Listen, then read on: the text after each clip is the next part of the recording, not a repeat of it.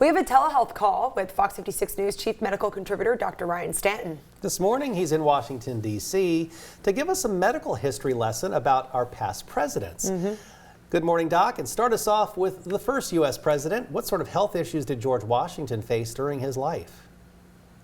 Yeah, good morning. And so our presidents haven't always been the most healthy people in the history of this country, and George Washington was no different. Interestingly, the whole process behind his teeth, everybody hears about George Washington's wooden teeth. They're not actually wood, and they're a combination of cow teeth and slave teeth, if you see the real things, which are pretty nasty.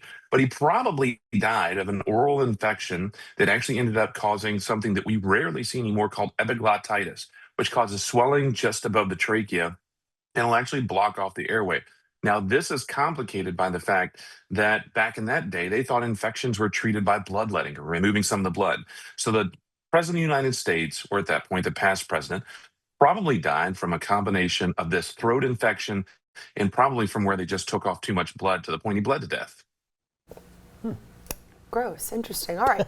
Now let's shift things over to perhaps the most famous Kentuckian, Abraham Lincoln. He is said to have suffered from melancholy. All right. What does that mean in today's terms? Yes, so melancholy was actually the term at that point for clinical depression.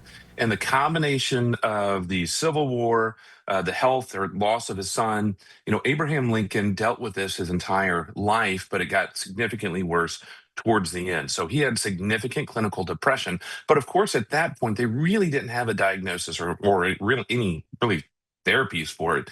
So yeah, so melancholy, and if you see in a lot of the writings and descriptions about Abraham Lincoln, they will talk about that, and that is major depression, and it really did impact the last few years of his life. You showed a photo of Abraham Lincoln, and I don't know if I'm reaching now, but maybe he does look a little sad in his eyes.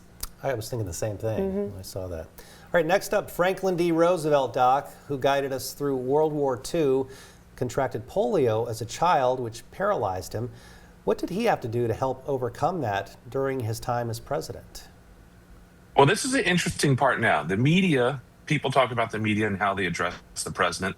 This is back in an era where they actually would go along with the White House and basically not let the American public know about their disabilities. Franklin Roosevelt was paralyzed. And he had polio back in 1921 at the age of 39.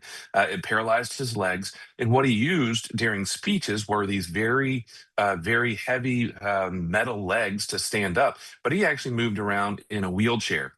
And you wouldn't see that in the media. They would hide that and pull that back. It wasn't until about the 1960s and 70s, or even the 80s, once we start getting to Reagan, that we start to see where the media will start to pull out and release some of these medical related issues. But the president that got us through World War II actually couldn't stand on his own. All right, Doc, and I know you're in Washington, D.C. right now. Tell us a bit about why you're in our nation's capital.